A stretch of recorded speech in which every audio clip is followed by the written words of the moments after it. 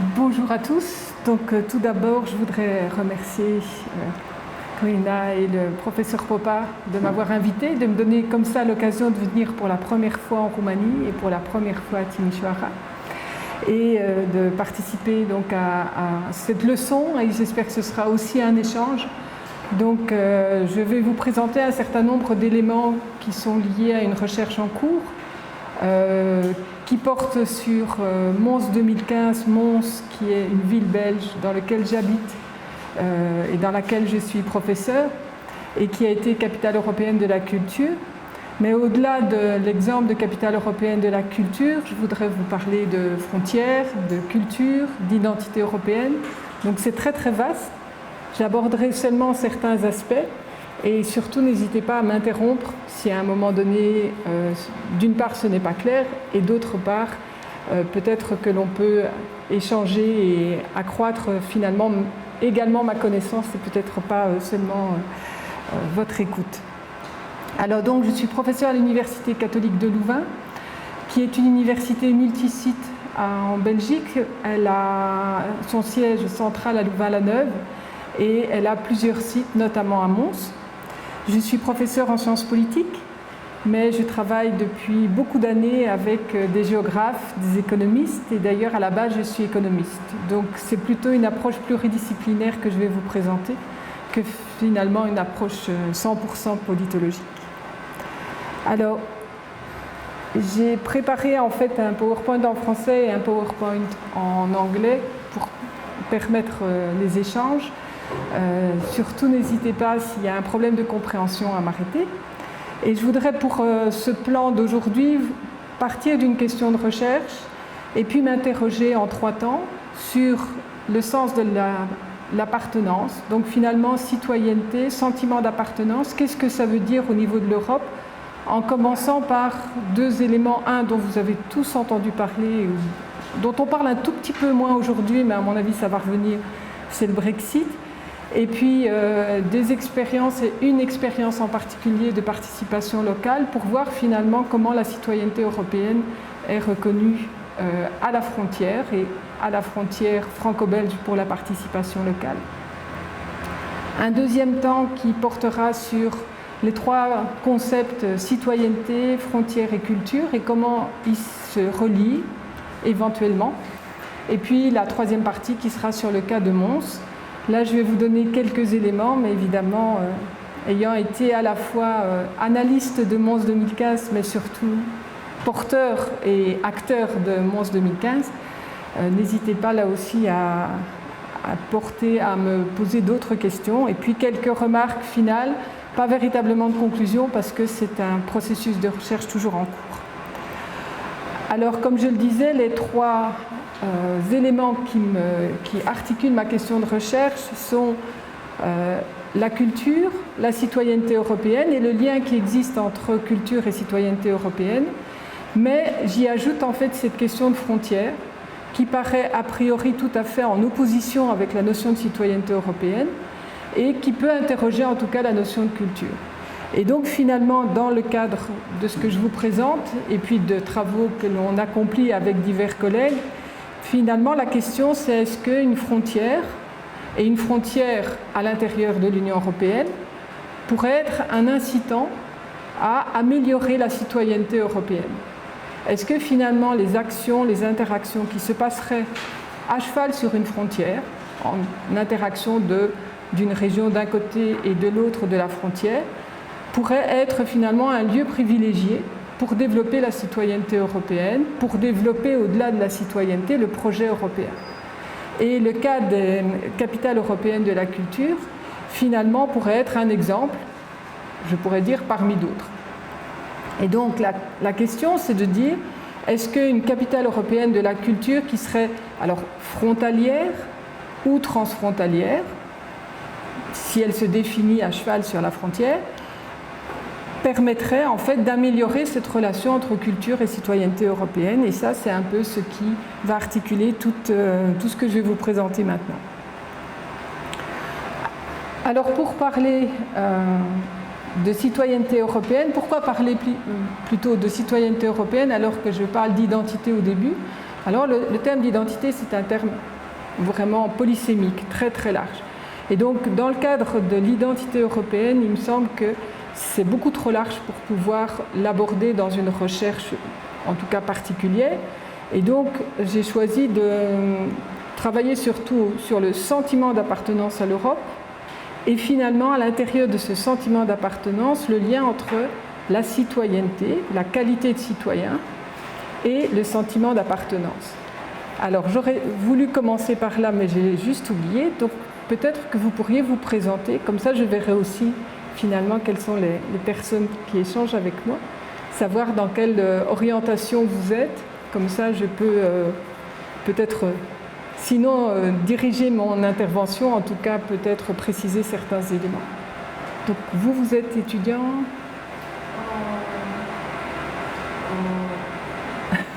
Oui, ils sont étudiants.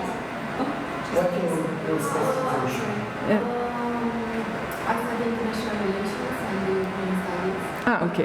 Donc l'Europe et les relations internationales, vous connaissez très bien. Oui. Oui, vous aussi?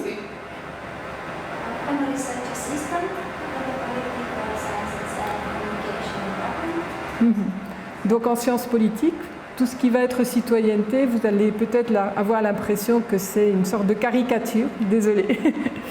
Oui.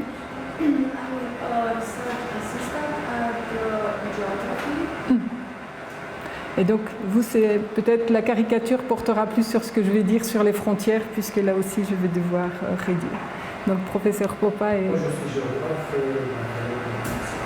Voilà, donc on a très clairement un public qui est plus pluridisciplinaire, donc ça va m'aider déjà dans mon exposé, mais peut-être que chacun, évidemment, pourra avoir des éléments de compréhension différents. Alors, pour cette première partie sur donc, le sentiment d'appartenance à l'Europe, j'ai pris 2 entrées pour ne pas être exhaustif du tout, mais pour montrer finalement que derrière cette question du sentiment d'appartenance, il y a beaucoup de choses qui sont possibles. Alors la première qui est un élément, on pourrait dire, plus négatif, et la deuxième chose qui est un élément plus positif. Premier élément, c'est en fait tout ce qui concerne l'euroscepticisme, le Brexit, le populisme ou le Franxit, parce que, ayant la double nationalité belge et française, j'ai reçu lors des élections européennes des publicités électorales et j'ai reçu notamment un ensemble de documents venant d'un parti français qui souhaitait en fait que la France sorte de l'Union européenne et qui développait tout un ensemble d'arguments, donc équivalent au Brexit. Alors pour partir sur cette question, je cite un livre de Gérald Andrieux qui a été écrit en 2017 par un journaliste. Ce n'est pas un livre de scientifique, mais c'est un livre qui en fait a l'intérêt d'expliquer comment, ce que en fait pensent les gens de la frontière, le peuple de la frontière. En d'autres mots, ce journaliste est parti de Calais, donc à la frontière franco-belge tout au nord, et est descendu à pied et en covoiturage jusqu'en Italie, à la frontière entre la France et l'Italie, et s'est arrêté dans différents villages pour voir ce que les gens qui habitaient côté français mais à la frontière pensaient finalement du monde, de la société, de leur vie, de leur avenir, de l'Europe, d'un ensemble de choses. Et cet ouvrage, qui est un ouvrage assez bref, en fait rapporte finalement les témoignages dans ces différents villages.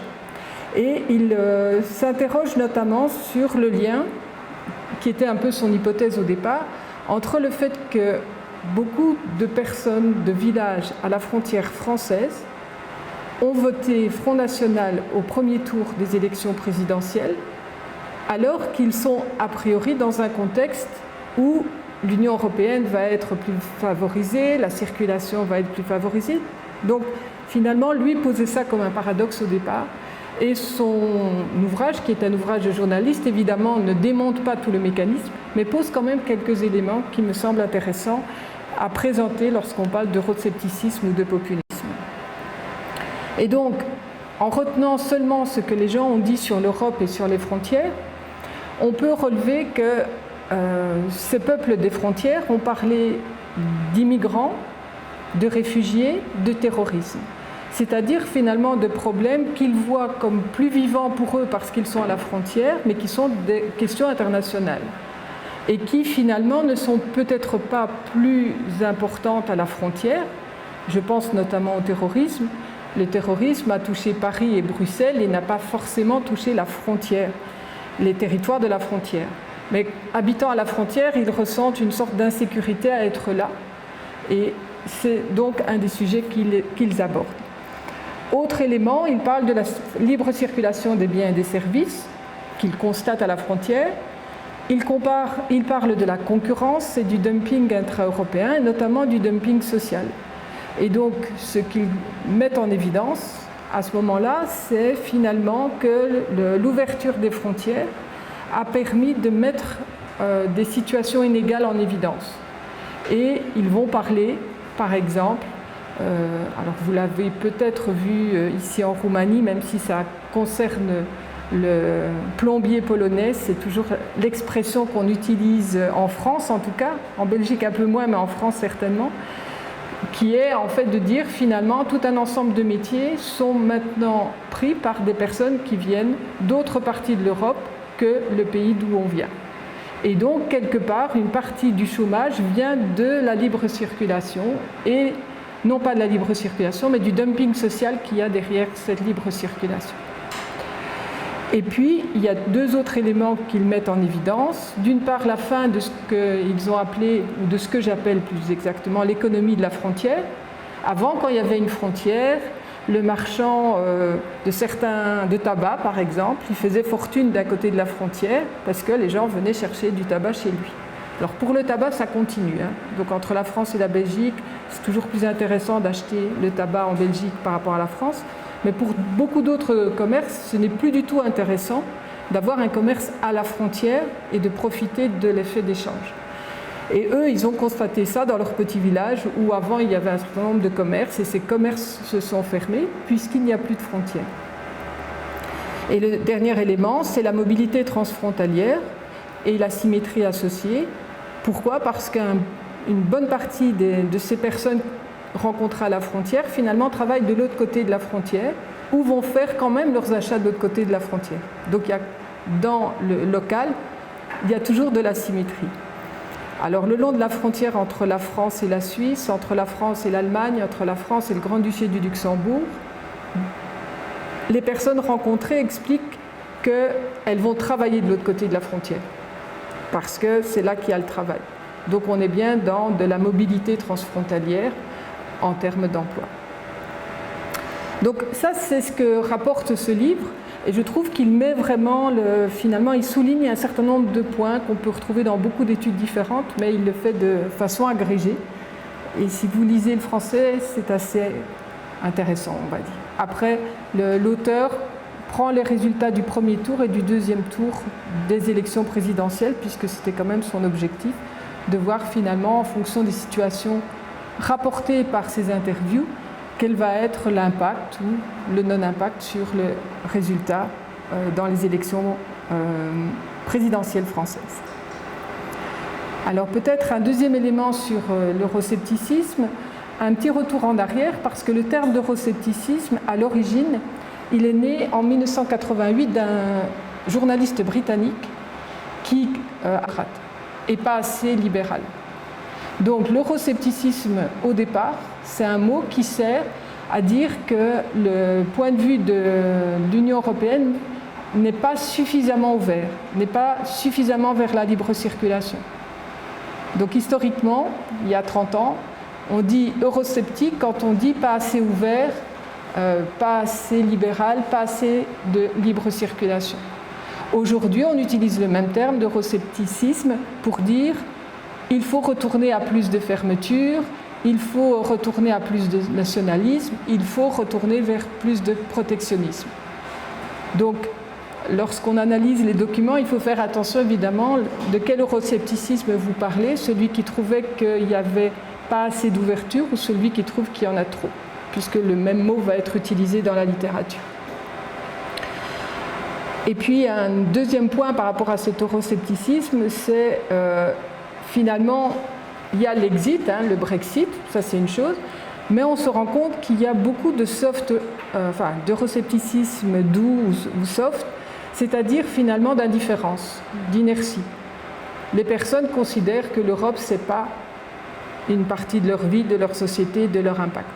Et donc Philippe Hamann, qui est un chercheur français, avait écrit en 2020 que l'Europe c'était un ovni, un objet volant non identifié. On ne savait pas trop ce que c'était et on sait que ça existe, mais on ne le considère pas véritablement comme étant, on n'est ni pour ni contre puisqu'on est indifférent. Alors ça c'est un élément important parce que finalement on ne peut pas être contre quelque chose que l'on considère comme indifférent, mais on n'est pas non plus alors acteur, on n'est pas non plus opérateur. L'autre élément qui alors là est plus général, c'est le contexte. Et pour le Brexit, il y a un certain nombre d'études qui ont été faites dans les villes et les villages qui ont voté le plus en faveur du Brexit. Alors il y en a certainement beaucoup, mais j'ai en tête en fait une étude qui a pris en compte quelques petites villes, quelques petits villages, pour essayer d'expliquer quels étaient les points communs entre ces villes et ces villages. Et il y a notamment un exemple qui m'avait frappé, c'est une ville où il y a un revenu très important, il y a un taux de chômage très très bas, il y a une pleine croissance. Et donc il n'y a pas tous ces facteurs qui normalement expliquent pourquoi les gens ont voté pour le Brexit. Et en fait l'étude montre qu'il y a eu en fait une augmentation de la population européenne non britannique dans ce village depuis 10 ans, mais très très importante. Il y a plus de 10%, donc il y a 10 ans il y avait moins d'1% de population non britannique dans cette petite ville. Et 10 ans plus tard, parce qu'il y a 2-3 entreprises qui se sont installées et qu'il y a beaucoup de migration européenne qui est arrivée, il y a plus de 10% de la population qui vient d'en dehors de la Grande-Bretagne. Ces 10%, évidemment, ils occupent des logements. Ils ouvrent des commerces, ils ouvrent des cafés, ils ouvrent des pâtisseries, donc ils sont visibles. Et en fait, la population qui a été interrogée dans cette ville dit qu'en fait, ils ont peur à une invasion. Mais en même temps, l'invasion de migrants, d'abord, ces migrants viennent parce qu'il y a du travail, donc on n'est pas dans la perte de travail. Et en même temps, ce n'est pas une invasion parce que ces personnes sont intégrées ou un logement ou un commerce, donc on est dans une dynamique tout à fait positive. Mais pour les personnes qui ont été interrogées dans cette ville, en fait la ville c'est Boston, mais Boston en Grande-Bretagne, pas aux États-Unis. Dans cette ville de Boston, en fait, les personnes perçoivent l'Union européenne égale arrivée de ces étrangers, égale nous perdons notre identité, notre sentiment d'appartenance, notre côté british, je ne sais pas. Mais donc, on est clairement avec cette perception de perte plutôt qu'une réalité de perte, dans ce cas-là en tout cas. Au-delà de cet exemple, le contexte global au niveau de la Grande-Bretagne, mais au niveau de l'Union européenne, et les élections européennes l'ont sans doute montré, c'est qu'on a une augmentation de l'inégalité de revenus. Donc là, c'est des études économiques, et notamment Scraft en 2019, qui montrent que même si la médiane est plus favorable, globalement, les inégalités de revenus se sont amplifiées. Donc on a des revenus plus importants, mais aussi des revenus beaucoup moins importants, et donc le différentiel est beaucoup plus grave aujourd'hui qu'il y a une dizaine d'années. On a des pressions globales qui vont au-delà de l'Union européenne, mais qui se font ressentir dans le quotidien.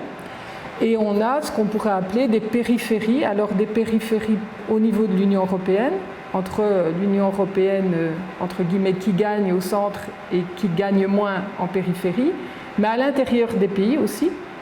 Et le phénomène des gilets jaunes en France renvoie à cette idée de périphérie aussi, où on a certaines villes qui se déploient de façon plus favorable et des régions plus périphériques qui sont encore plus en difficulté. Donc, ceci peut-être pour donner finalement quelques éléments de compréhension par rapport à cette vision d'euroscepticisme, de populisme, mais de Brexit. J'ai pratiquement pas parlé du populisme, sauf peut-être via ce texte. Et peut-être est-ce qu'il y a des réflexions ou des remarques ou des recherches de votre part par rapport à ce que je viens de dire jusqu'à présent? Do you have any reaction? You can about that or new information or... Nous avons ici une étudiante qui écrit sa thèse de licence sur populisme dans le campagne électorale en Roumanie pour les élections européennes. Donc je pense que déjà une question concernant la compréhension du populisme comme notion. Yes, I will ask you in English because it's easier. Yeah, sure. How would you, what in your opinion is populism? How would you describe it? A personal opinion about it? Yeah. Perhaps. Well, populism, it's the reason why I didn't put into details the word populism is just because, well, I'm only on my 7th slide on 29, so I couldn't explain everything. But populism, it's again you have to disaggregate into right populism, extreme right populism, and extreme left-wing populism. If we are speaking about the extreme right populism, we are speaking about this ethnic preference, and even in Belgium, I don't know if you have followed the results about European elections and Belgium elections, but in Belgium, in the Flemish part, with the second party, the second party in Belgium, I must say, the second party is an extreme right party in Belgium. I say in Flanders because, well, all the voters are Flemish, so it's the reason why we say it's in Flanders, but it's in Belgium and it's the second extreme populism, the second party. What is interesting is that in that case, I mean in Flanders, populism means protectionism and nationalist preference. It doesn't mean, and it's connected with a very wealthy population. I mean, Flanders is one of the, very developed, very well-developed regions in the EU. It's one of the first industrialized and economic area. So it's not connected with poverty or anything like that, or unemployment or anything like that. It's connected with national preference and national closure. And it means that nowadays there is a problem about identity. I think so. And I don't do my research on the subject, so it's more my feeling than the result of a research. So the populism is connected with a lack of identity. And for Flanders, it's quite clear that people want to be Flemish first, and even against Belgium and against Europe and against the rest of the world. And it means that they want to be recognized as Flemish. And so the populism, for them at least, it means we want to be a nation, and we want to be recognized as a nation. And for doing that, we have the feeling that the democratic rights, the democratic way is not enough. I mean, the idea of diversity, the idea that when you vote it's enough, for these people, for these populists, for the people who vote for populist party, they say, okay, we need to reinforce this nationalist or this regionalist preference. It's for people who vote for them. When you are looking at the program for the populist party, I think it's something else, because it's not only regionalist or nationalist preference, it's really a racist party. I mean, in Belgium, this Vlaams Belang, which is this extreme right party, they have written racist words in their program, and they are condemned by justice because of that. So it's not only we prefer nation or nation, it's we don't approve the others, which is completely different. But when you interview people about populism, they say, no, we are not racist, we are not against the other, we just want to prefer our own people, which is very different. And it's I think the societal preference, and after connected with that, it's the social or economic preference. And in social domain, this nationalist preference means that we don't help foreigners, we don't help refugees, we don't help immigrants. So it's very clear that there is a connection with social policies and maybe with economic preference as well. And you see all the connection you can do after that. But I think at least for what I could read, for people who vote for this party, it's more we want to be recognized as belonging to one nation, one region, and we don't want to be a kind of universal people or something like that. And so I don't know if it's part of the answer. Okay. I don't know if s'il y a d'autres réflexions. Alors pour donner une touche un peu plus positive, je voudrais parler d'une consultation qui a eu lieu à la frontière franco-belge. En fait, c'est une consultation qui a été faite avant les élections européennes, à l'initiative d'Emmanuel Macron en France, mais étendue à d'autres frontières, où l'objectif était de parler d'Europe à des citoyens, sous des formes différentes.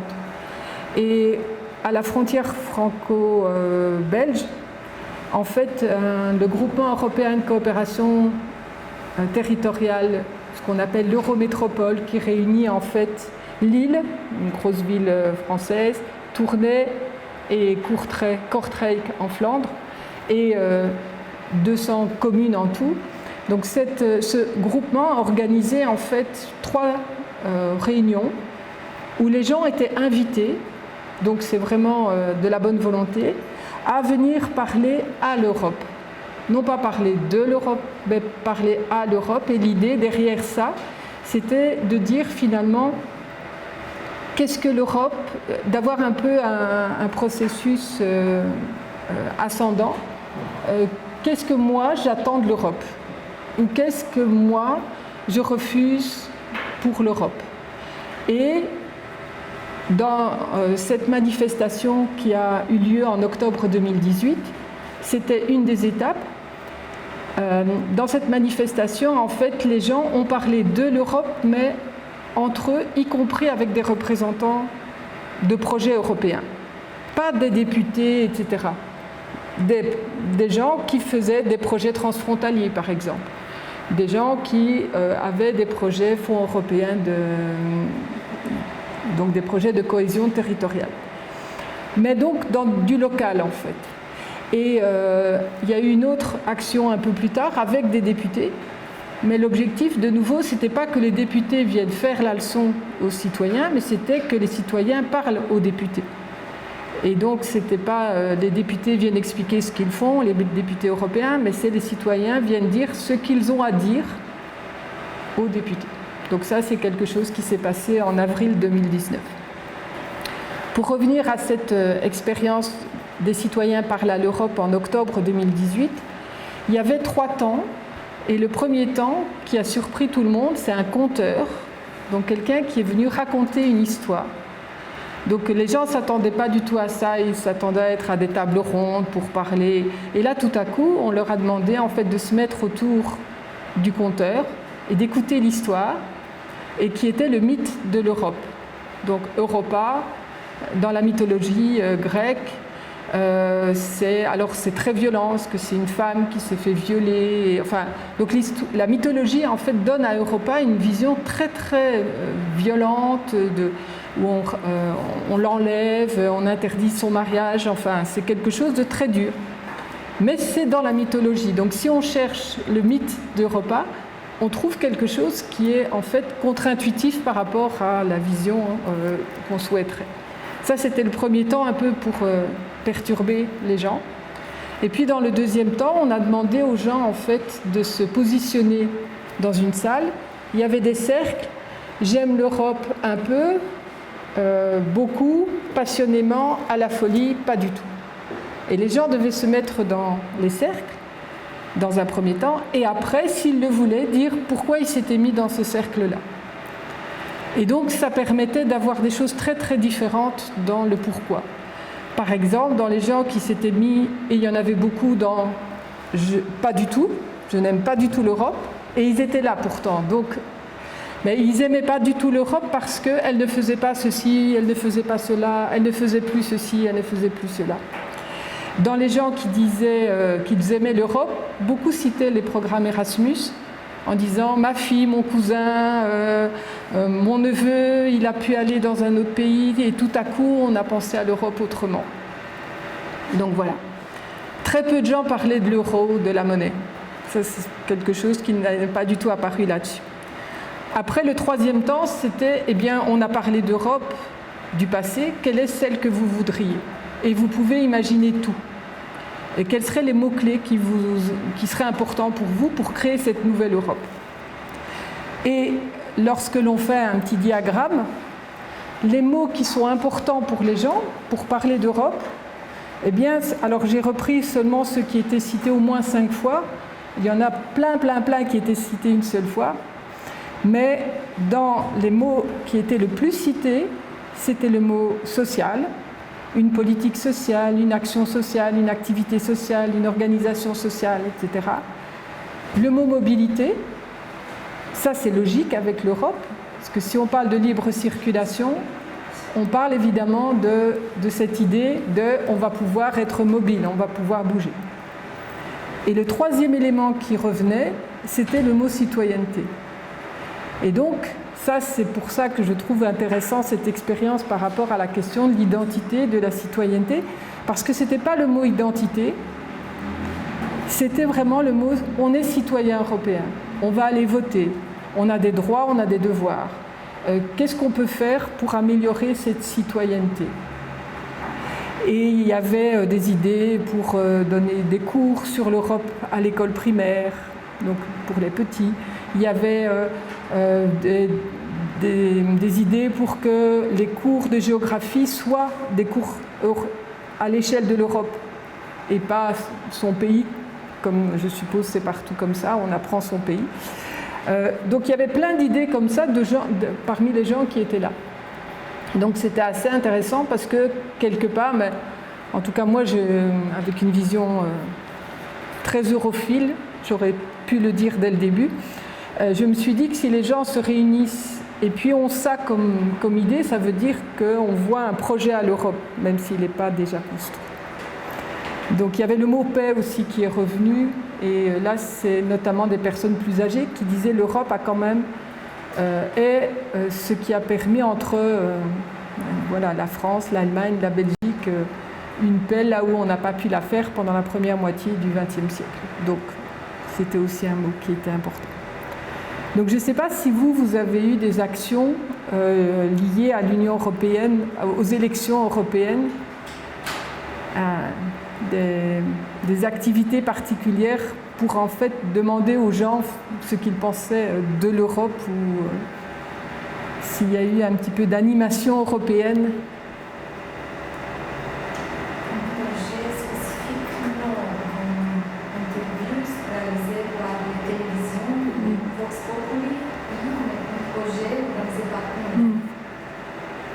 Mais à la télévision, on en a parlé assez régulièrement, des élections européennes. Bien sûr, à la télévision, on a parlé des élections, mais on a mis cette fois-ci, un peu l'Europe a été lue par la réalité nationale, c'est-à-dire par le fait qu'en Roumanie, il y a eu il y a toujours une compétition entre ceux qui sont pro-européens et ceux qui sont un peu plus conservateurs, si vous voulez.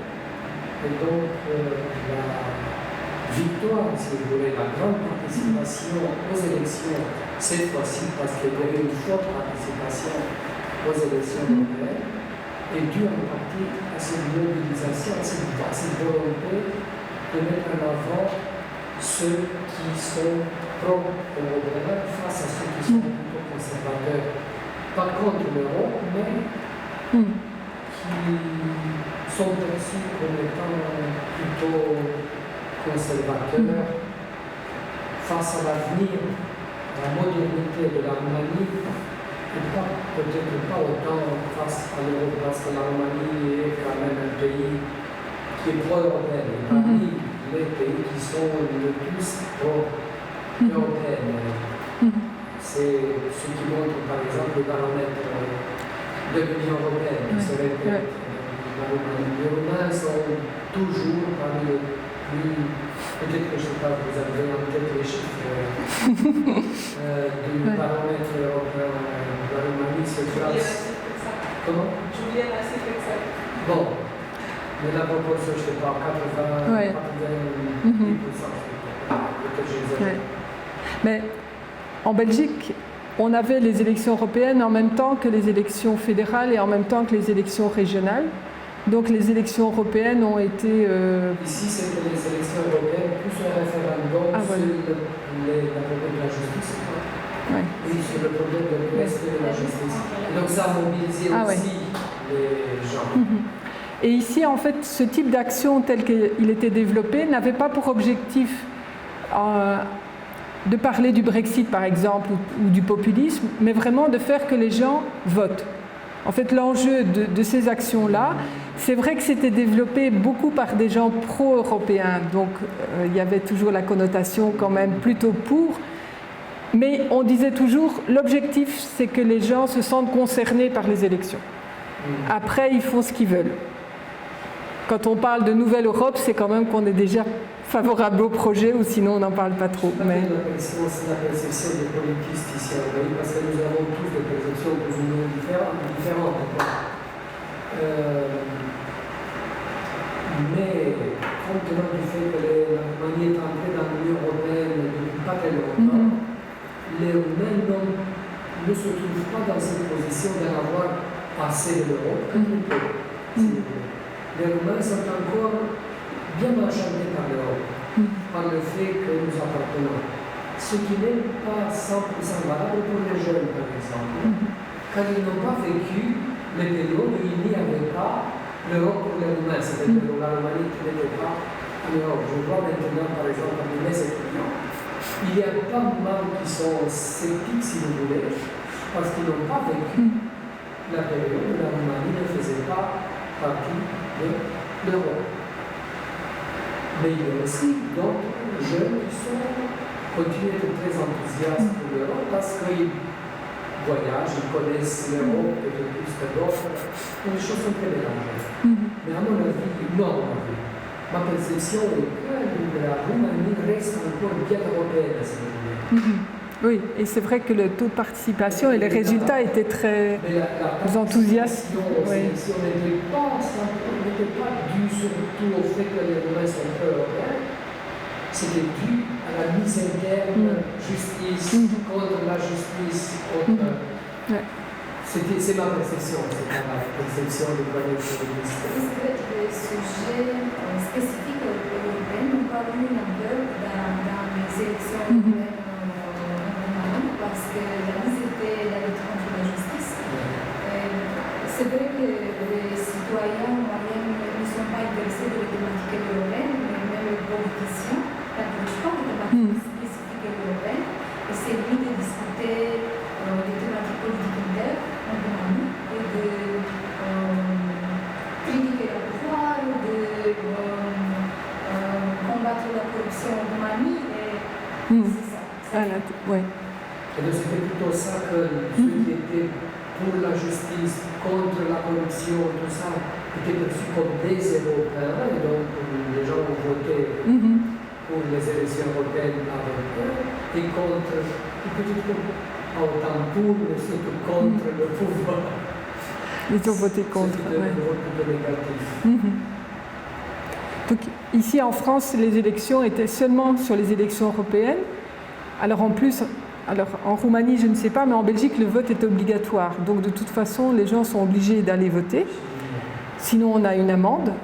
Donc c'est un droit. Et nous, on dit... Enfin, j'ai un fils qui fait sciences politiques et il ne comprend pas pourquoi ce n'est pas une obligation partout dans le monde. Je dis, je ne sais pas non plus, mais je dis, c'est une liberté de pouvoir voter. Il dit, mais c'est une victoire. Mais c'est une victoire.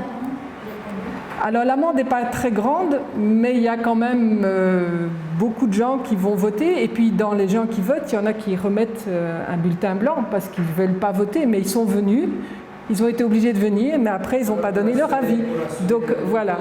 Et donc, ne prenez jamais les taux de participation en Belgique. Ils sont très, très élevés, mais c'est juste parce que c'est la loi. Donc, ça, c'est... Mais en France, ce n'est pas obligatoire. Et là, on a eu plus de 50% de gens qui ont voté. Donc là, ça, c'était aussi une victoire en France. On ne sait pas si ce type d'action est à la base, mais en tout cas, le fait qu'on en ait parlé a sans doute... Juste oui, bien sûr. Oui. Peut-être que je vous dis de ma perception, c'est que un peu partout en Europe, je crois, la participation aux élections européennes est basée sur des réalités nationales. Oui, tout à fait. Oui. J'ai constaté plus ou moins un peu partout en Europe que c'est surtout ça. C'est sur le combat interne que pratiquement on se concentre. Et en France, manifestement, c'était ça aussi, puisqu'on a retrouvé les deux partis qui représentaient en fait les partis des élections. Donc c'est clair qu'on n'est pas du tout monté à l'échelle européenne, on a juste utilisé peut-être l'élection européenne pour faire passer. Certains disent que l'Europe est trop loin face aux citoyens. Pour qu'ils se sentent concernés autant, vous comprenez? Tout à fait. Surtout qu'il y a ce comportement, pour ne pas le cataloguer, des élites politiques, de lancer toutes les culpabilités vers l'Europe. C'est l'Europe qui est culpable, c'est l'Europe qui ne nous laisse pas faire, c'est l'Europe qui nous oblige à faire, ainsi de suite. En réalité, c'est pas 100% ça. Tout à fait. Donc on va pouvoir revenir sur cette question de citoyenneté européenne dans la deuxième partie. Donc j'ai mis concept et relations, mais je ne vais pas forcément rentrer dans tous les détails, mais juste peut-être rappeler quelques éléments qui me semblent importants. Et notamment pour la citoyenneté, en fait l'idée de la citoyenneté, en regardant, alors c'est là que je dis que je vais peut-être être caricaturale par rapport à... ce que vous expliquez dans vos cours de sciences politiques, mais il y a les trois dimensions principales de toute citoyenneté. C'est un statut légal, donc qui vous permet d'avoir des droits civils, politiques, sociaux. Il y a un rôle politique, puisque si vous avez la citoyenneté, vous pouvez voter, pour reprendre ce dont on parlait juste avant, et puis vous êtes membre d'une communauté. Et donc, c'est cette citoyenneté qui, en étant membre d'une communauté, va vous donner une certaine identité. Alors, je vais tout de suite parler de la nation. L'idée d'État-nation, je pense qu'on est tous aujourd'hui clairs sur le fait que c'est un idéal type, ça n'existe pas. Un État-nation avec une seule nation qui, justement, correspond au périmètre de l'État. Mais donc ici, c'est bien être membre d'une communauté qui est repris dans les définitions, c'est-à-dire qu'on a des choses, des valeurs, des normes en commun à l'échelle en tant que citoyen. Et on a donc une intégration en tant qu'individu, mais aussi en tant que groupe social. Donc ces trois éléments de citoyenneté, si on les compare par rapport à des éléments sur la frontière, et là aussi, je fais une sorte de résumé très bref par rapport à la frontière. Ce qui me semble important de rappeler, c'est que c'est toujours une construction. Donc même les frontières qui ont un support naturel ne sont pas naturelles. C'est parce que des hommes ont choisi que le Rhin était une frontière que le Rhin est devenu une frontière. Il y a un tas de fleuves qui ne sont pas des frontières, donc ce n'est pas le caractère naturel qui l'emporte. On est dans une construction humaine et qui a une concrétisation géographique. Et c'est cette construction humaine, cette frontière, qui va permettre de définir la souveraineté, le périmètre de la juridiction, et donc, je ne l'ai pas mis, mais ça pourrait être le périmètre de la citoyenneté. Et alors, il y a un point d'interrogation, la limite d'une nation, au sens où, en tout cas, on appartient à une communauté à l'intérieur du pays. Ça, oui. Mais est-ce que c'est une seule nation pour autant? La réponse est non, avec des exemples divers. Et la frontière, ça c'est un élément qui va être intéressant pour la suite. Elle va automatiquement, une fois qu'elle existe, créer de la distance. Par exemple, parce que si vous avez une frontière relativement fermée, les postes de contrôle, ils sont à certains endroits.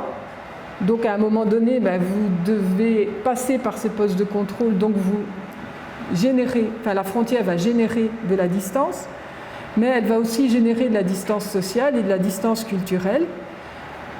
Par exemple, parce que les administrations étant différentes, à un moment donné, les choses vont se faire différemment, peut-être les langues vont être différentes, et ainsi de suite. Donc là aussi, je ne vais pas épiloguer, mais on voit bien qu'on est dans une définition qui peut servir la frontière peut permettre de mettre en évidence une diversité accrue. Alors la citoyenneté européenne, par rapport à la citoyenneté générale de tout à l'heure, elle crée une distinction assez forte, et c'est notamment Ben Habib qui le souligne, entre la nationalité et la citoyenneté.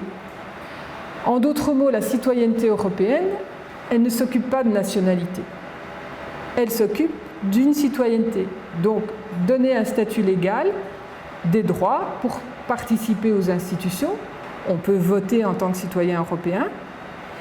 Et ce qui va être qualifié d'identité européenne vient en complément aux identités nationales et régionales. Donc l'idée n'est certainement pas d'avoir une Europe-nation, mais d'avoir une Europe qui va se créer sur les identités nationales et régionales. Martinelli écrit en 2017 qu'il y a plus de racines communes que d'identités communes au niveau européen, et donc que certes il y a des choses en commun, que l'Europe a des éléments culturels et sociaux en commun, mais qu'on ne peut pas forcément parler d'une identité européenne. Alors, j'aurais pu reprendre l'échec de la Constitution européenne comme exemple de cette absence d'identité européenne. J'ai préféré prendre le cas du mouvement indépendantiste catalan, notamment parce qu'on a eu l'occasion d'échanger avec des régionalistes catalans qui expliquait qu'il y a eu un désappointement énorme au niveau de la Catalogne par rapport à l'Union européenne qui n'a pas pris position en faveur du mouvement indépendantiste catalan. En disant l'Union européenne devait nous soutenir parce que l'Union européenne est une Union européenne des régions. L'Union européenne n'a pas soutenu et elle n'a rien fait en fait. Et elle n'a certainement pas soutenu le mouvement catalan. Est-ce que l'Union européenne est une Union européenne des régions ou des États? Mais en fait, aujourd'hui, l'Union européenne est une Union européenne des États, avec le Conseil. C'est quand même les États qui décident. Et puis, c'est une Union européenne, on pourrait dire, avec la Commission. Et puis, on a le Comité des régions, qui a des compétences assez importantes, notamment dans la paradiplomatie, mais le Comité des régions ne remplace pas la Commission européenne. Donc, il faudrait le mettre plus bas. On met la Commission et le Conseil là, et le Comité des régions, il est important, mais il n'est pas la Commission européenne. Et sans doute que le rêve catalan était que le Comité des régions devienne la Commission, je ne sais pas. Mais en tout cas, clairement, on voit bien que l'Europe va jouer en complément avec les identités régionales, mais notamment avec les identités nationales aussi.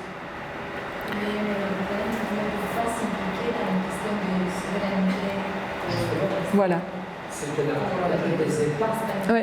Donc fondamentalement, tout à fait.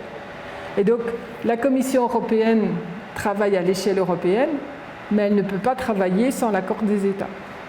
Et donc, on a parfois tendance à oublier évidemment cet élément, et ce dont vous parliez tout à l'heure, il y a une phrase en français qui dit que lorsque tout va bien, c'est grâce aux États, lorsque tout va mal, c'est à cause de l'Europe. Et c'est la même chose que ce dont vous avez parlé pour les hommes politiques. Donc l'identité européenne, lorsque on essaye de voir comment on en parle dans les travaux, dans les écrits européens, en fait on dit qu'il y a une loyauté vis-à-vis des institutions politiques, donc il y a cette idée de statuts légaux, de droits, et puis il y a un partage commun, et là je reprends encore ce que Martinelli a écrit, un partage sur des valeurs et des normes sociales et culturelles. Alors, les droits de l'homme pourraient participer de ce partage commun de valeurs et de normes culturelles et sociales. On ne dit pas qu'on a une identité en tant que telle. Alors peut-être qu'une des preuves, c'est qu'il n'y a pas de politique culturelle européenne. La politique culturelle reste de la compétence des États. On considère que ce sont les États qui doivent porter les politiques culturelles. Mais l'Europe est très présente dans des éléments culturels. Donc il y a des composantes culturelles, par exemple dans les politiques de développement régional. L'Europe peut soutenir des projets transfrontaliers avec des connotations européennes, peut soutenir des projets régionaux avec des connotations européennes, mais il n'y a pas de politique, comme il y a la politique de pêche européenne, il n'y a pas de politique culturelle européenne. Et on a aussi évidemment un certain nombre d'initiatives, et on va retrouver les capitales européennes de la culture, qui sont des initiatives pour aider à la culture européenne, mais qui sont des initiatives. Donc c'est aux villes, c'est aux politiques, c'est aux décideurs, aux organisations de se saisir de ça.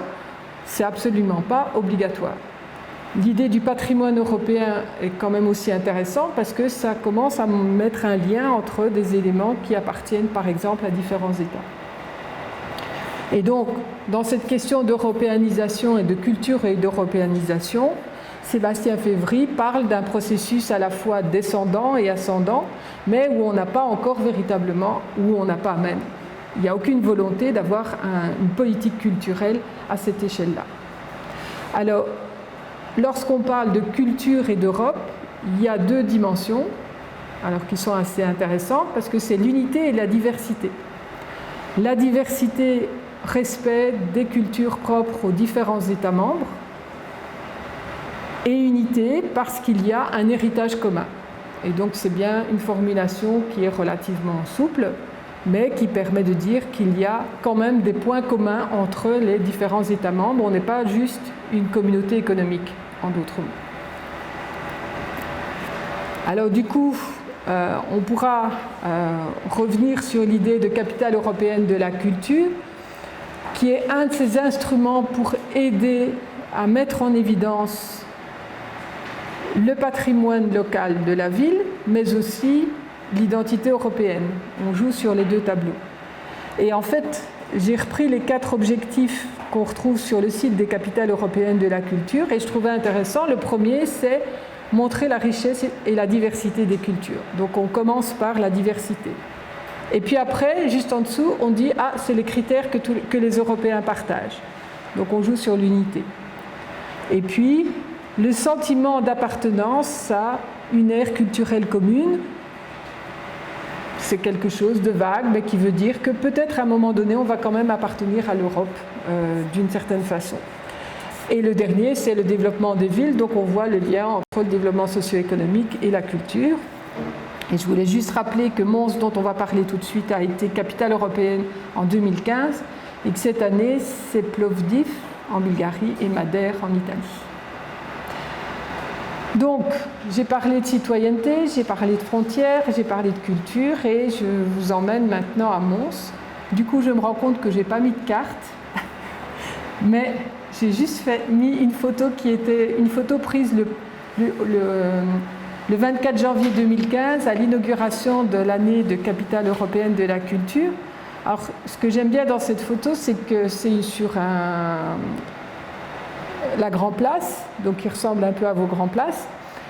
Et vous avez en fait devant des majorettes, ce qui n'est quand même pas le plus typique de la culture de la ville de Mons, mais derrière vous avez un bus. Donc un bus qui lui par contre est un bus tout à fait typique, transport public, c'est celui que vous allez prendre lorsque vous viendrez à Mons.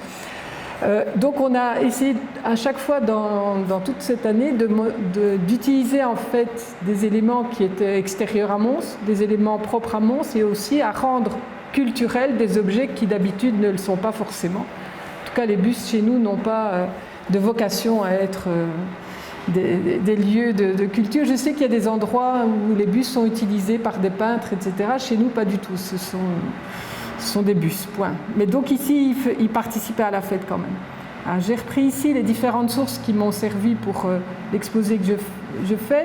Et j'ai notamment pointé les 2 travaux d'étudiants, donc Fleurquin-Gatera en 2015 et Apolito Dals et Maton-Duès en 2019, qui ont nourri en fait cette recherche. Alors Mons, en fait, c'est une ville moyenne. Alors déjà, ça c'est un petit peu spécial. C'est pas aussi grand que Timișoara. Il y a 100 000 habitants à Mons. Quand on prend Mons, c'est le borinage, c'est-à-dire les 18 communes qui sont rattachées à la ville de Mons, à la municipalité de Mons. C'est à 20 km de la frontière française, donc c'est vraiment à côté. Et en fait, c'était une ancienne ville charbonnière qui a eu un déclin industriel très très fort à partir des années 60 et qui est à la recherche de moteurs de développement socio-économique avec, au début des années 2000, le souhait de développer en fait son économie autour des nouvelles technologies, de la mobilité et de la culture explicitement. Donc la culture, ce n'est pas en 2015 qu'on la découvre, c'est depuis 2000 que c'est dans le projet en fait, des politiques en tout cas. Mons a pris une part active à Lille 2004, donc Lille qui est une ville française beaucoup plus importante, qui est à la frontière, de l'autre côté de la frontière, et qui a été capitale européenne de la culture en 2004.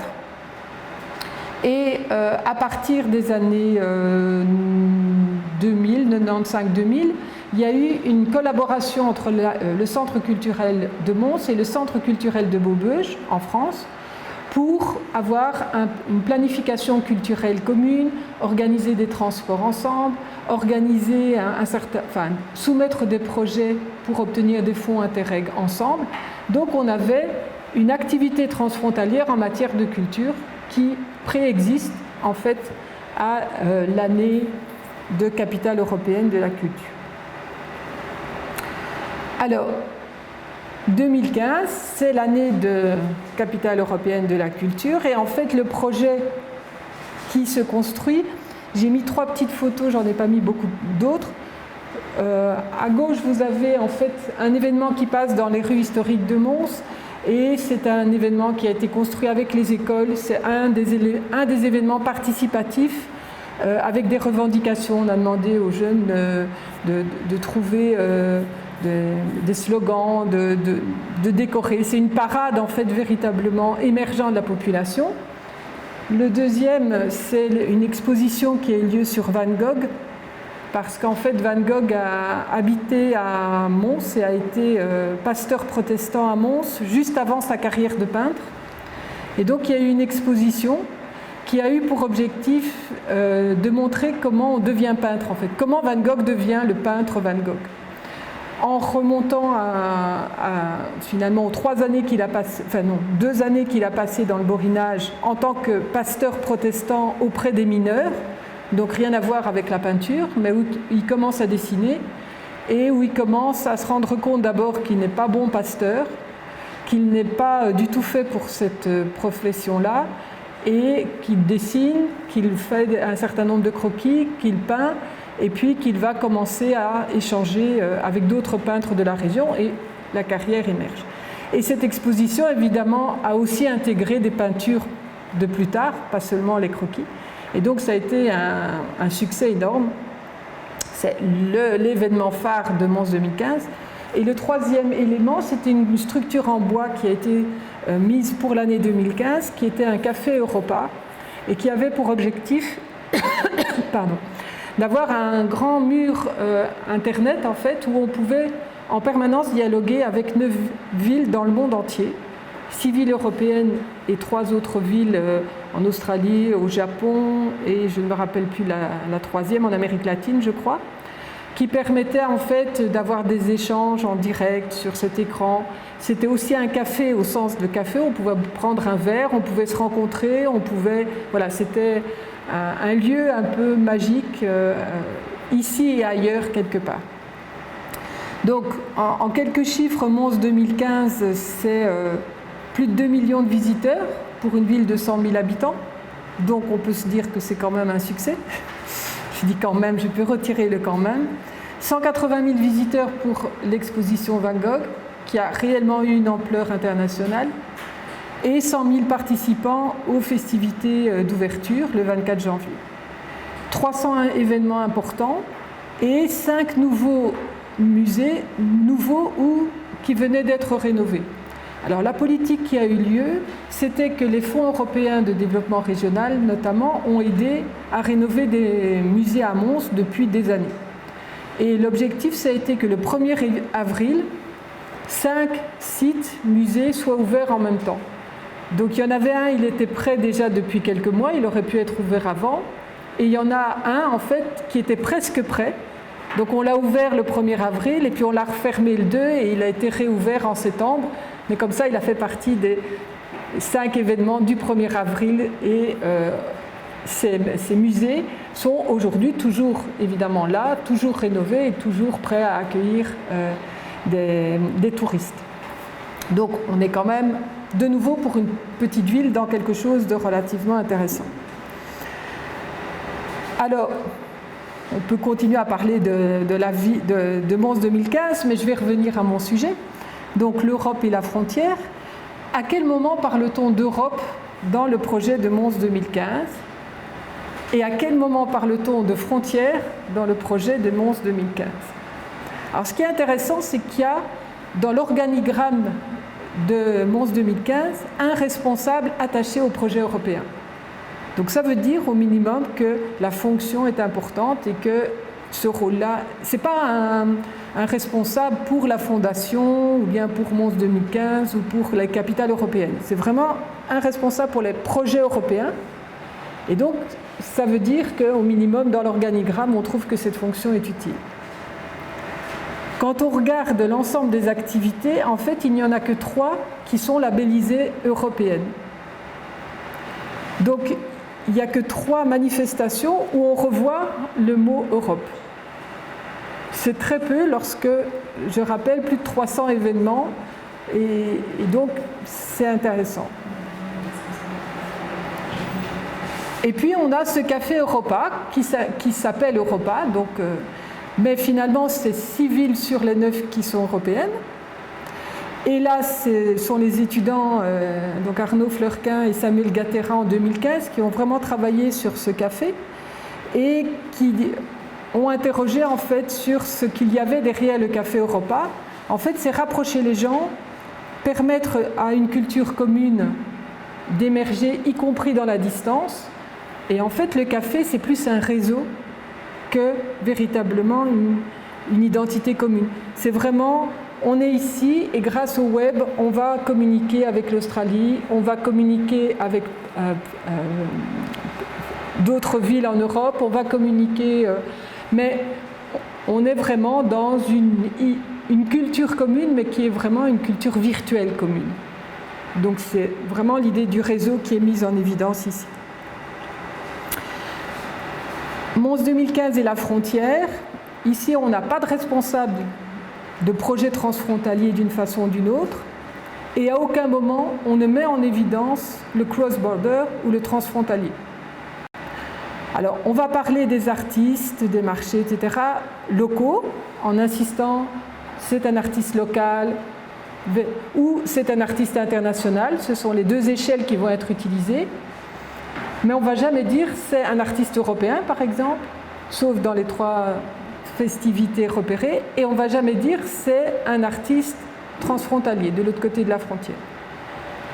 Alors, on se rend compte lorsqu'on regarde un petit peu la nationalité des artistes ou des groupes et leur origine que, en fait, Lille, donc la ville de Lille, est relativement bien représentée. Mais ce n'est pas mis en évidence comme une ville transfrontalière. Donc, on va parler de la France comme un partenaire privilégié. On ne va pas parler de ce qui est dans le nord de la France, juste à côté de la frontière. Sauf l'île. Alors l'île a une part sans doute en lien avec l'île 2004. Et puis, les seuls éléments dans les rapports en fait, d'évaluation qui parlent, alors c'est moi qui dis qu'ils parlent de frontières, parce qu'en fait, ils ne parlent pas de frontières, c'est les deux intitulés que j'ai repris ici. On dit une grande partie du public vient du nord de la France. J'en déduis de l'autre côté de la frontière parce que géographiquement, c'est le cas. Et l'idée d'avoir un rayon autour de Mons de 150 km qui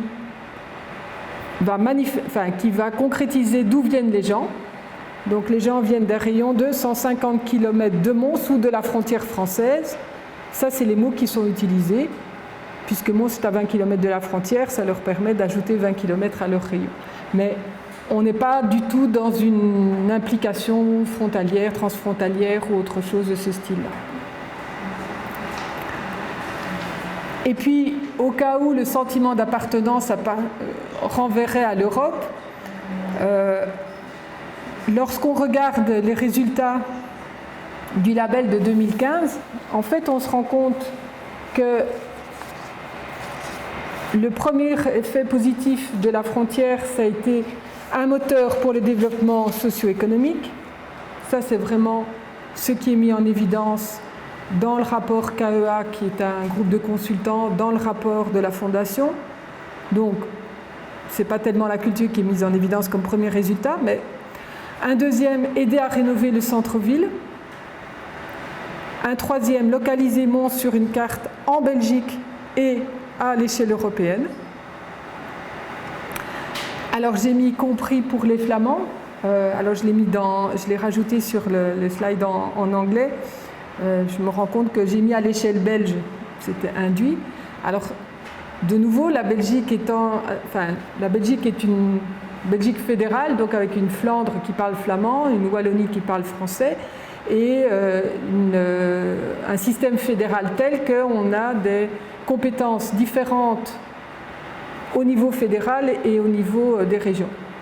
Et donc, la Flandre n'est pas naturellement tournée vers la Wallonie et vice-versa. Et en fait, ce qu'on se rend compte, et ça, je vais y revenir après, c'est que Mons a attiré énormément de Flamands. Et on a aussi boosté la fierté locale et transformé l'image que Mons avait d'une ancienne ville minière, même si ça datait des années 60, c'était toujours l'image qu'on avait, en une ville culturelle. Donc, localiser Mons et Mons en tant que ville culturelle, d'une part, et d'autre part, booster la fierté locale.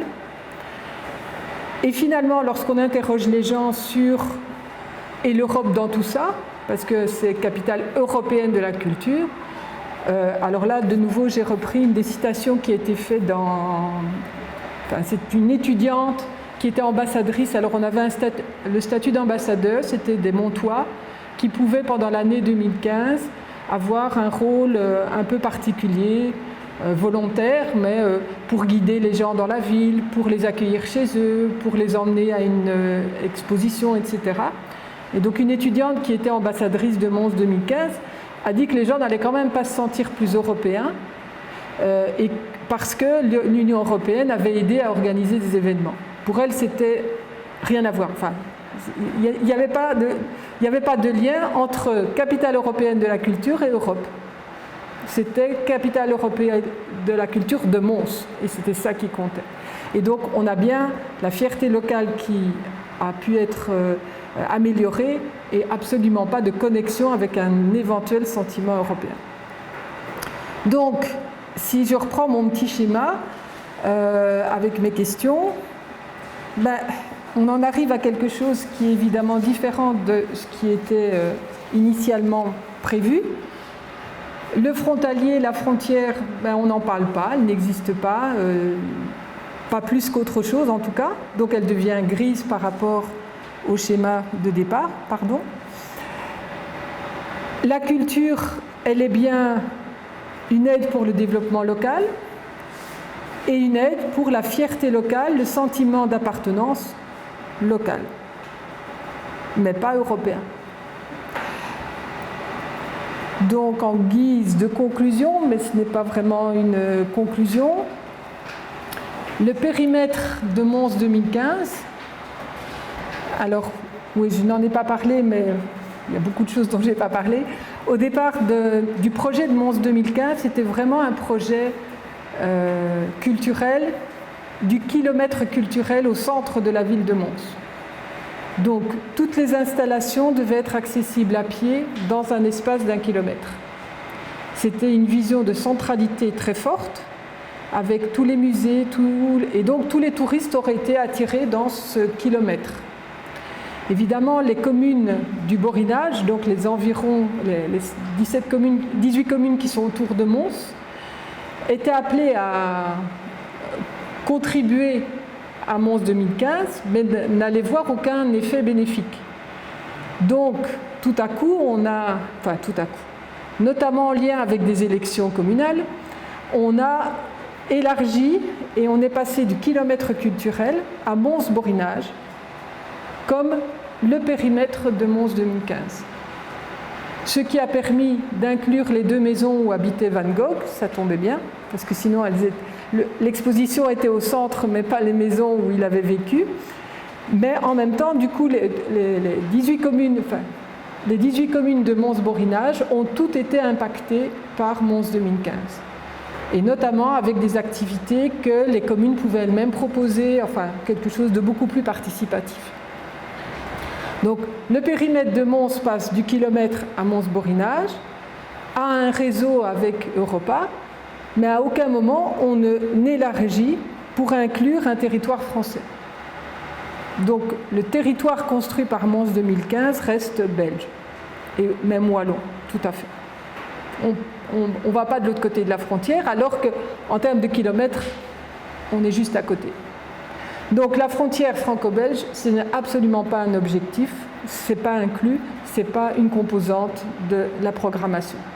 Par contre, une autre frontière est en partie effacée, et si vous vous rappelez tout au début quand j'ai parlé des frontières construisent de la distance, eh bien une frontière dont la distance a diminué, c'est la frontière avec la Flandre. Alors, vous allez me dire, c'est normal, c'est une frontière interne, mais en Belgique, ce n'est absolument pas normal.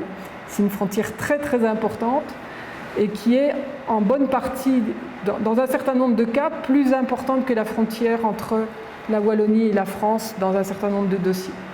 Et donc ici, on voit vraiment que cette frontière interne, linguistique, a été diminuée grâce à Mons 2015. Et encore aujourd'hui. Donc ça, ce n'est pas seulement un phénomène 2015, c'est un phénomène qui continue encore en 2019. On a énormément d'échanges avec la Flandre depuis 2015. Et puis l'Union européenne, c'est finalement c'est une institution qui donne des sous, mais ce n'est pas un objectif. Et donc là, on n'a pas du tout de modification par rapport à ça. Alors, je voulais juste vous mettre ce qui a servi de fond. C'est une carte postale qui était distribuées, en fait, ce sont des cartes postales qui ont été distribuées en 2014. Et donc, c'est un parc qui est autour de Mons. Et Mons 2015, ça va tous nous grandir. Donc, we will grow up due to Mons 2015. Et donc, on a une grande madame avec un grand bébé et un grand landau dans un parc qui, lui, est resté à la dimension d'origine. Voilà, merci beaucoup. Alors, j'ai beaucoup parlé pour ce qui était Mons 2015, mais je serais très intéressée de savoir s'il y a des choses qui ont un écho avec ici, avec Timișoara ou avec ce que vous faites de l'autre côté de la frontière, éventuellement. Par exemple, je suis intéressée en la structure appelée la manège avec mon belge parce que Timișoara et Novi sont deux villes qui vont être partenaires européens de la culture dans la même année, 2021, dans une distance de 150 km, mais nous n'avons pas une structure transfrontalière de gouvernance culturelle. Quelle était l'expérience du manège? Comment a fonctionné ça? Alors, c'est assez intéressant parce que le manège, donc on a un centre culturel à Mons, on a un centre culturel à Maubeuge, qui sont tous les deux, en fait, sont des institutions liées au ministère. Donc avec un poids administratif relativement important, on n'est pas dans des associations souples, etc. Mais en fait, ce qui se passe, c'est que ces deux centres culturels ont créé une plateforme supérieure, commune, qui leur a permis en fait de déposer des projets Interreg transfrontaliers pour obtenir certains fonds. Mais c'était une structure c'était une structure institutionnelle, mais très souple parce qu'elle venait s'ajouter aux deux institutions qui existaient. C'est quoi un centre culturel? Alors, un centre culturel, c'est comme on pourrait dire une maison de la culture, mais le centre culturel, c'est l'unité où s'applique la politique culturelle locale, en Belgique ou en France. Alors, c'est lié directement au ministère de la Culture, en collaboration avec la mairie en France, en collaboration avec la ville de Mons, enfin la ville en Belgique. Nous n'avons pas de centre culturel, nous avons des directions culturelles. Voilà. Mais ça peut être des directions culturelles. Alors, en Belgique, en France, je crois que c'est très décentralisé. En Belgique, c'est pas très décentralisé. C'est déconcentré, mais c'est pas très décentralisé. Et en fait, ici, l'idée de la plateforme, c'était très léger, parce qu'en fait, elle n'avait aucune compétence, cette plateforme. C'était juste une structure commune dans laquelle, en fait, les personnes, par exemple, qui faisaient le planning des activités se mettaient ensemble, et quand le public recevait le programme, il y avait dans le même programme tout ce qui était en France et en Belgique mélangé. Donc on n'avait pas une page pour la France, une page pour la Belgique, on avait le calendrier avec tout qui se mettait l'un derrière l'autre. Il y a eu des festivals qui ont été co-organisés, et c'est pour ça que j'ai rajouté aussi tout ce qui était transport, parce que ça c'est avec des fonds européens Interreg.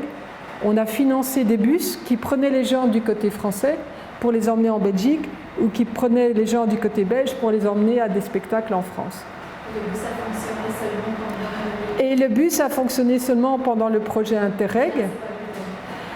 Il n'a jamais fonctionné après, et ils n'ont jamais pensé à mettre des structures de covoiturage ou des choses comme ça en place. Donc ça, c'est des effets négatifs, c'est-à-dire que ça a fonctionné pendant les fonds et puis c'est parti.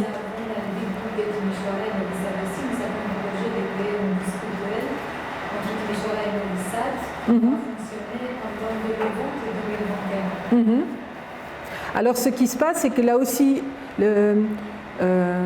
par exemple, la planification, le programme commun, ça a été mis en place par un projet Interreg, mais ça a continué même quand il n'y avait plus de financement Interreg, parce que ce qui coûtait le plus, c'était de mettre ensemble les gens, de trouver le calendrier. Après, une fois qu'il y a une habitude de travail à faire, c'était pas très compliqué de le mettre ensemble. Et on diminuait les coûts d'impression et tout ça, puisqu'on faisait un seul document. Mais ce qui coûte cher, c'est de passer du temps à mettre ensemble les calendriers, mettre ensemble toutes les contraintes. Et donc là, le programme culturel commun, il a été financé pour être mis en place. Quand il n'y a plus de sous à Interreg pour ça, parce qu'il demande une innovation, ça a quand même continué.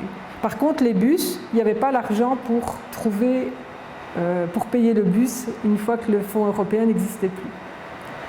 Alors juste pour la petite histoire, c'est que donc cette plateforme culturelle, elle a été dissoute, elle n'a pas été utilisée en 2015, elle a été dissoute en janvier 2016, mais ce n'est pas du tout à cause du transfrontalier, c'est parce qu'il y a eu des gros problèmes financiers du côté belge, du côté de Mons, et donc ils ont été obligés de dissoudre le centre culturel tel qu'il existait et d'en créer un autre. Et ils ont voulu en fait ne plus utiliser le nom pour... Et donc on a eu une rupture entre le manège qui existait jusque-là.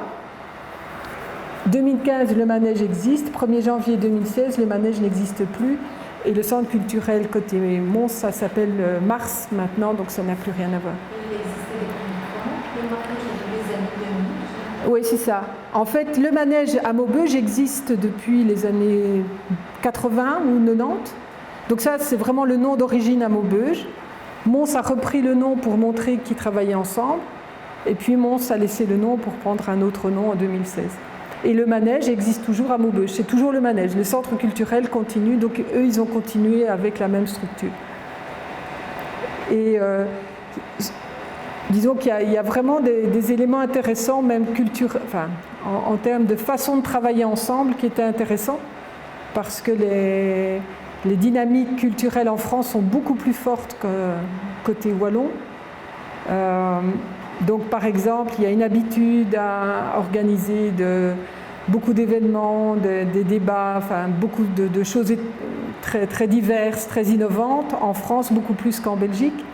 Et donc, cette pratique-là a pu être importée en Belgique. Donc, il y a vraiment des bons côtés au-delà de l'aspect financier de cette plateforme.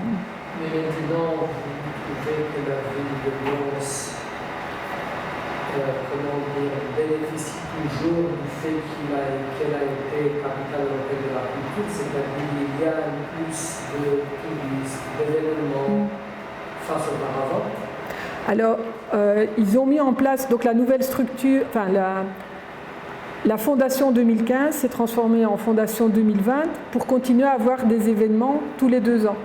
Et donc cette année, on a eu, donc 2018-2019, on a eu une année spéciale de la culture avec une exposition assez importante, avec pour l'instant de l'art urbain qui habille la ville, et c'est assez intéressant parce qu'on voit que les touristes reviennent.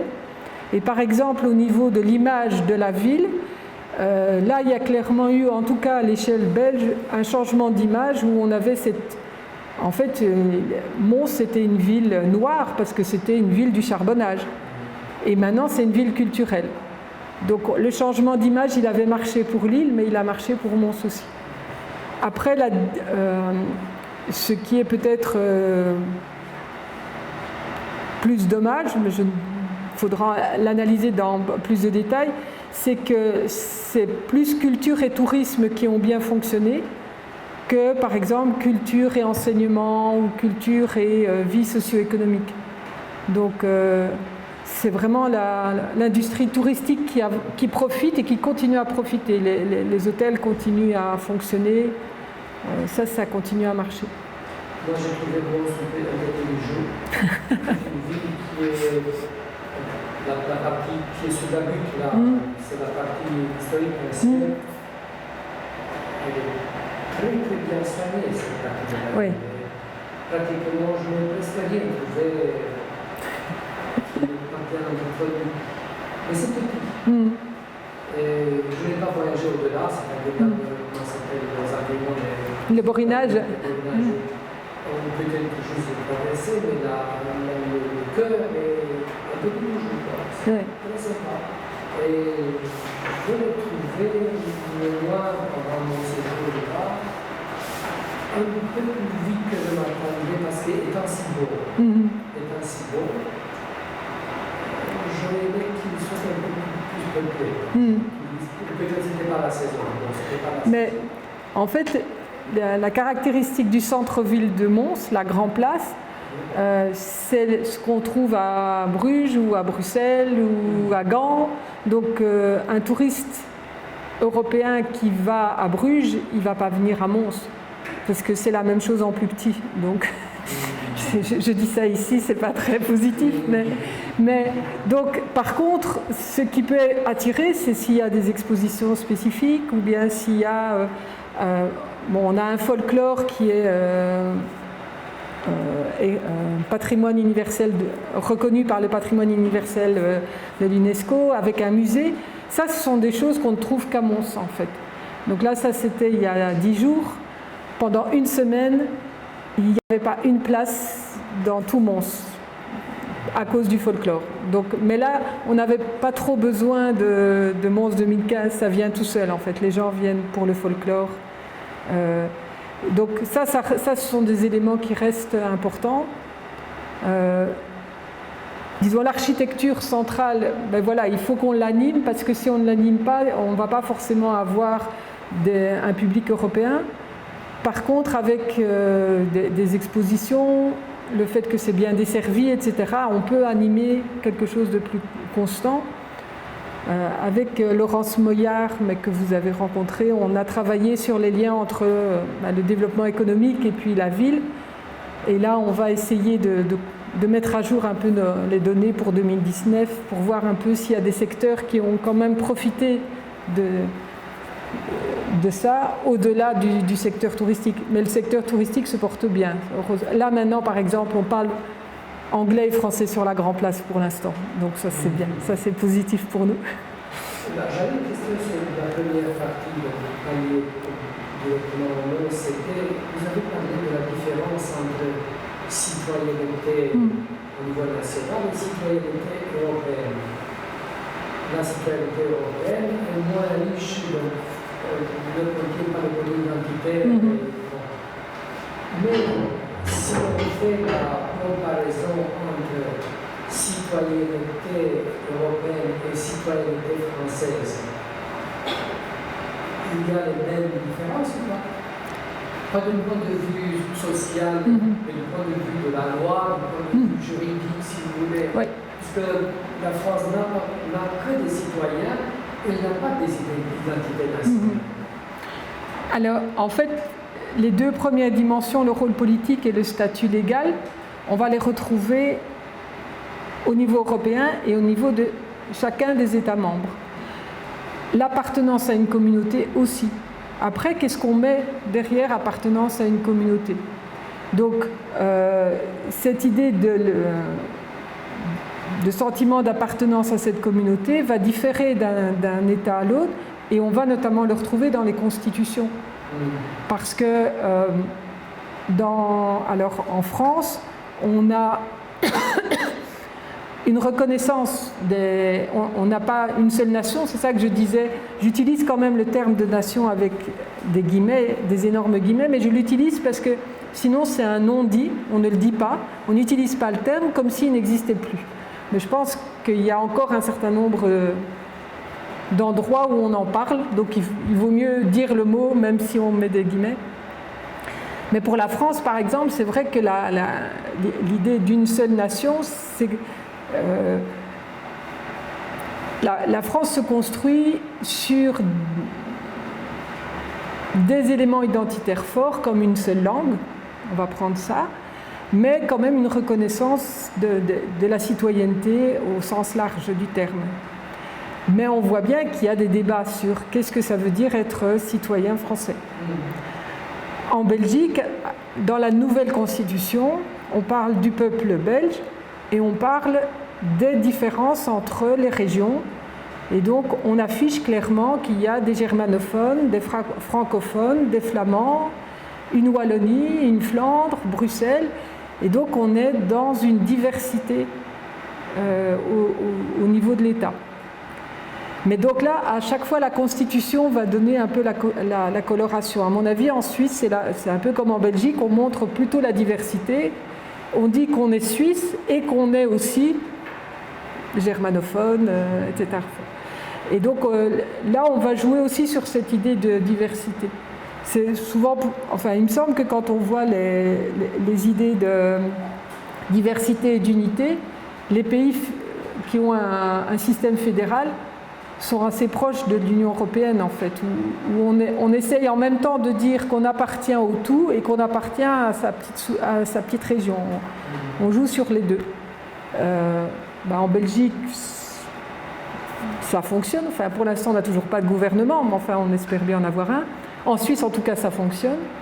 Donc, ce serait plus l'idée d'un système fédéral qui va bien avec, me semble-t-il, l'idée de l'Union européenne. Mais, ce qui est intéressant, de nombreuses choses très intéressantes, c'est qu'ils ont une notion de nation, d'État-nation, tout ça, depuis des décennies déjà, et catalogué comme étant quelque chose de périmé, ou qui n'est plus à la mode, ou qui ne représente pas l'avenir, tout ça. Et en même temps, on voit que toute communauté qui n'a pas un État-nation aspire à ça. Voyons la Catalogne. Et non seulement, donc les Corses, les Flamands, tous aspirent à une nation où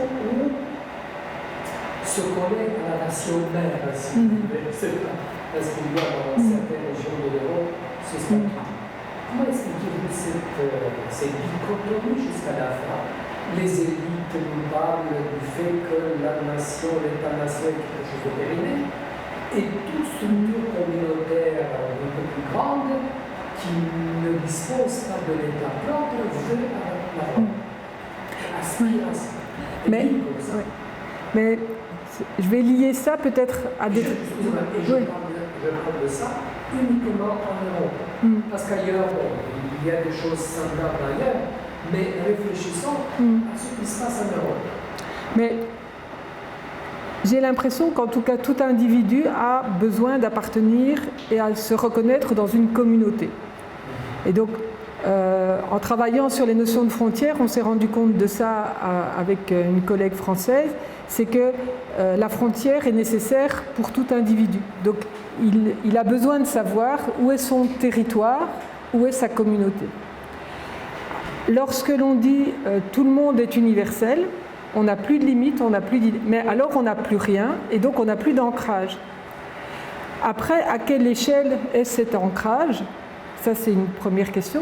Et la deuxième question, c'est est-ce qu'on peut avoir plusieurs ancrages?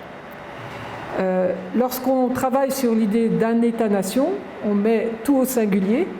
Et donc ça signifie que pour être citoyen, on ne peut se renvoyer qu'à une seule identité, à une seule communauté.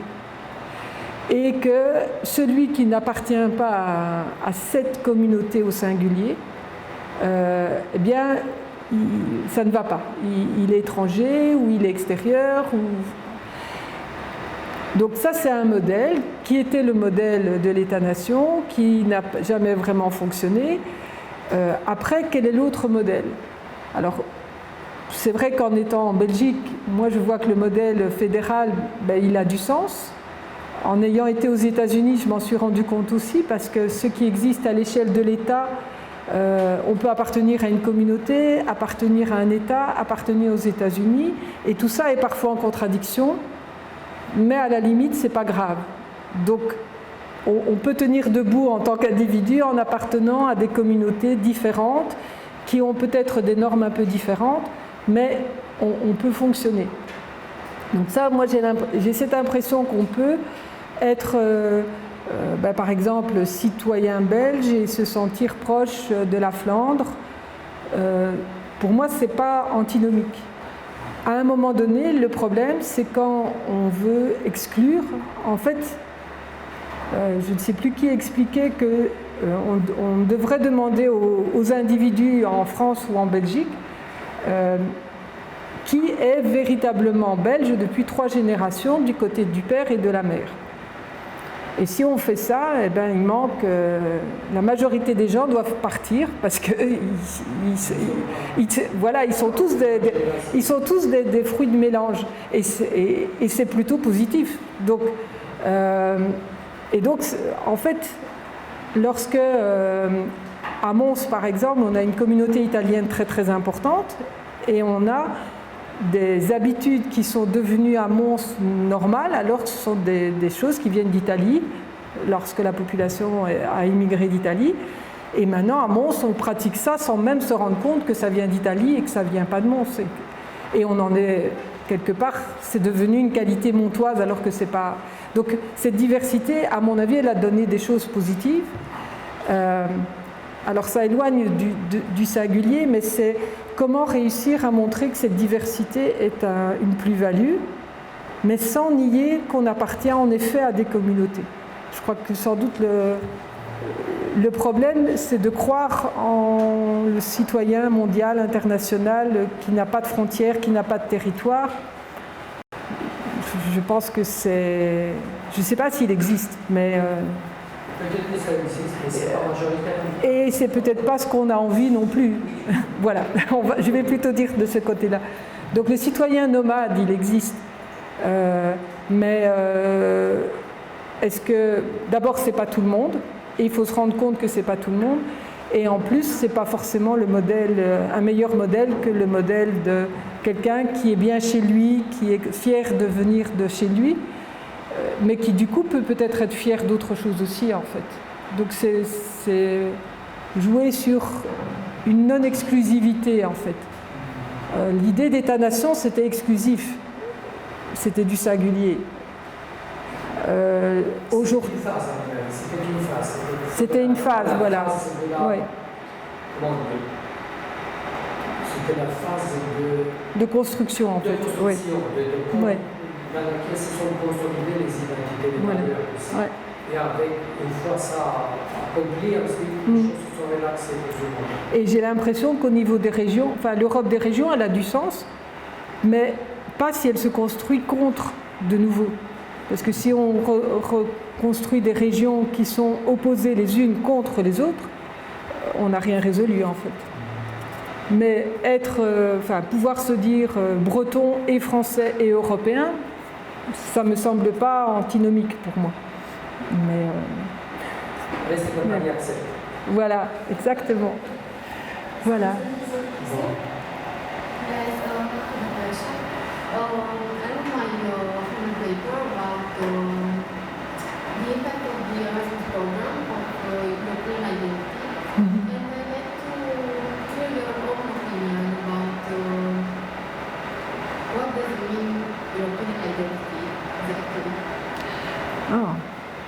It's a very broad question.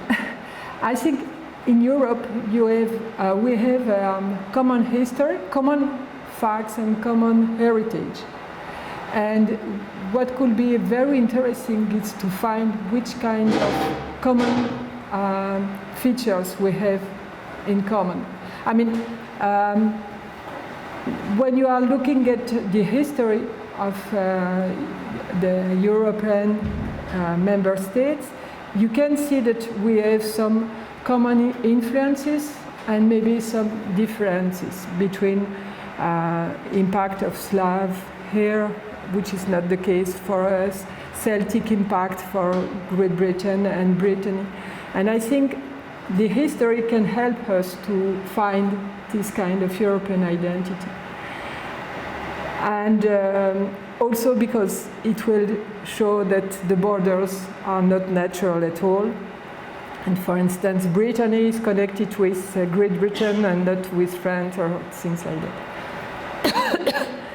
I think also that human rights is really central in Europe. And it's maybe one of the common values we can share. And maybe identity is also what we are building together.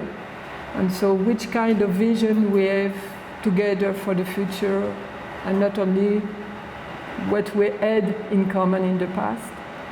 And so for me, the European identity, it's more connected with this European heritage, European history, and European interconnection. When you come here, you see, I have the feeling in Timisoara you have some connection with Austria and Hungary, and in Belgium we have some connection with Austria as well, because our first king come from Austria. And in reality we don't know that. I mean, it's just, in here you know a part of the history, in Belgium we know a part of the European history. And if we put all the things together, maybe it can help us to understand better our history, our European heritage, but also our differences. And I think it's important to see how much diverse we are. And maybe it's an advantage to be diverse as well, to be